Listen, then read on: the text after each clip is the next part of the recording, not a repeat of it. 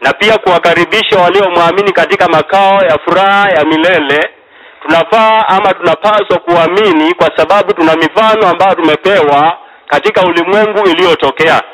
Tunaambiwa na mwana wa Adamu ama Yesu Kristo ya kwamba kuna siku ambapo atarudi na hakutakuwa kwema sana kwa kila mtu.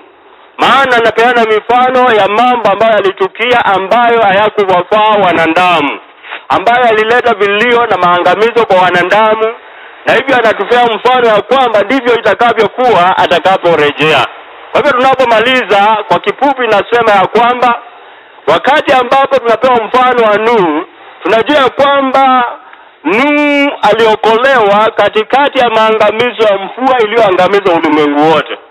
Pia tunaonyeshwa Lutu ambaye Sodoma na Gomora ziliangamizwa zote na moto, lakini Mungu alimuokoa Lutu pamoja na nyumba yake. Kwa hiyo tunaona uaminifu wa Mungu ya kwamba japokuwa aliokoa wachache waliomwamini, bila shaka alikuwa mwaminifu kwao.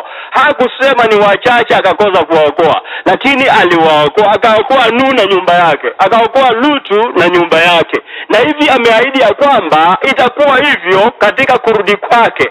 Watu wakiendelea na maisha ya kawaida ya kununua na kuuza, kupanda na kufuna, yeye atarejea na kutakuwa hukumu kwa ulimwengu wote. Wengi wataangamizwa na moto wa milele, lakini kisasi ambacho kitampenda na kumngoja na kumwamini wataokolewa na kukaribishwa katika makao ya milele. Praise the Lord.